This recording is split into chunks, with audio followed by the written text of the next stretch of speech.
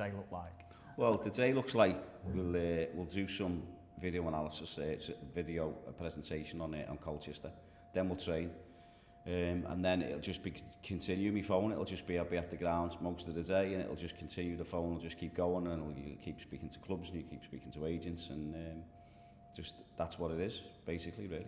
Do you suspect more than one player incoming at the club, or is that an ongoing process? Could you identify a player at 10 o'clock and sign them by 11?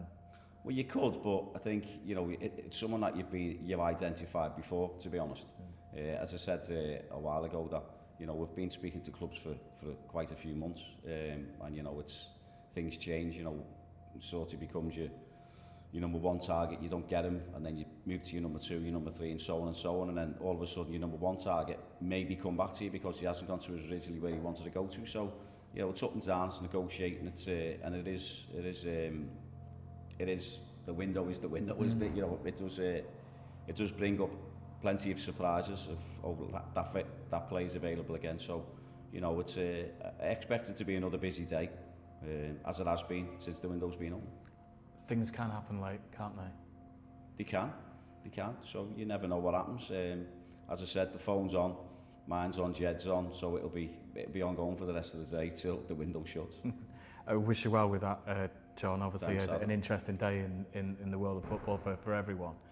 And just in terms of your squad at the moment, injury-wise, how are you looking with the players that have been out? We've got Jay still got a little issue with his knee, so that's ongoing. I'll speak to Baz later on that, the physio, Baz Rathbone.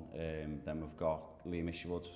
He should be back training Monday. Got Liam Coyle, slight issue with his knee that he's had pre-season, so I think he's getting a little bit of a jab on that. So I'll speak to Baz again later on that one. And we've got the Josh Smith, slight hamstring problem. I think he's back in training Monday. And Josh Woods took a little bit of a knock on his ankle yesterday, so we'll have to see how that is. What about Dara Costello?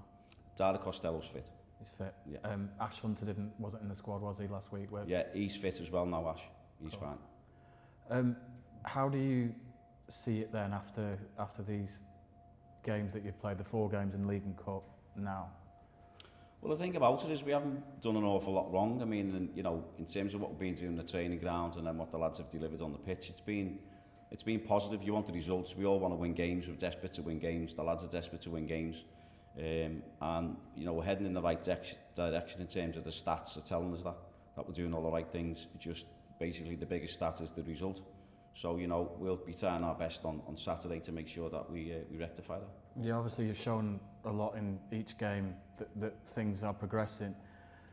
The fact you've conceded 3 or more goals in each game, what can you do to rectify that?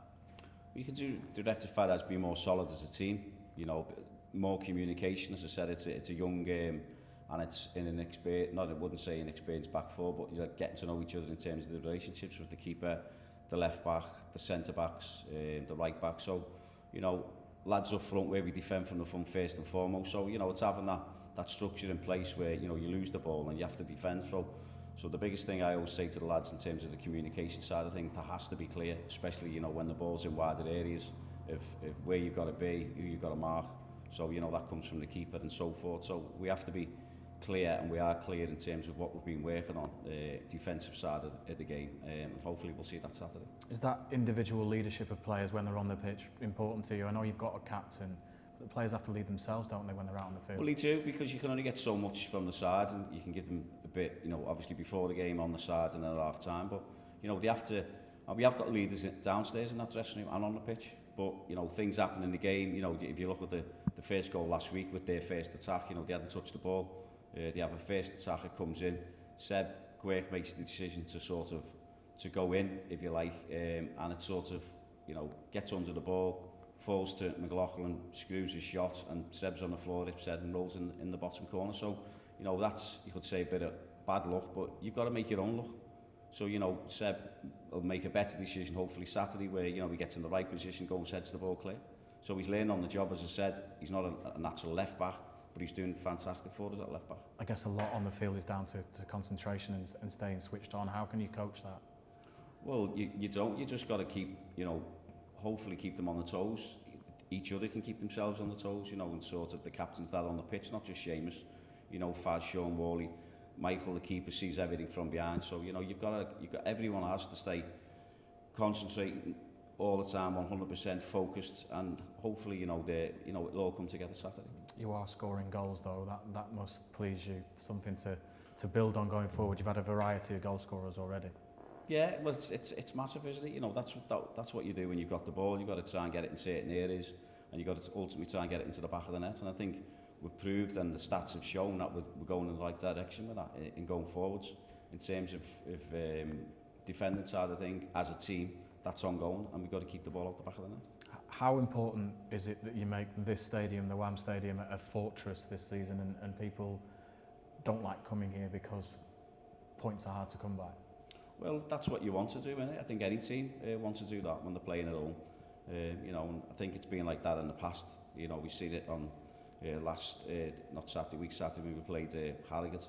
Oh, the fans are fantastic when they get behind us. You know, even when we went a goal down, you know, to get back and get ourselves in the lead, and then it was like 30 seconds again of, you could say communication, you could say concentration, you could say, you know, lad had a long throw, didn't take it from the right position. So, you know, if he takes it from the right position, and again, that's the leadership on the pitch, telling the referee to make sure he goes back.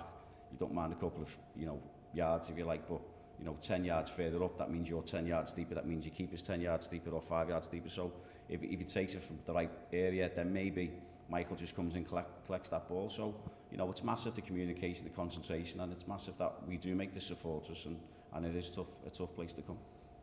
Colchester, for them, it's a long journey. They've had a bit of a mixed bag of a start. What do you anticipate from Colchester? Well, Danny and Nicky always have their sides. They're always really, really competitive. You know, they're fit, they're well organised. So we know what to expect from Colchester, and we're looking forward to the challenge.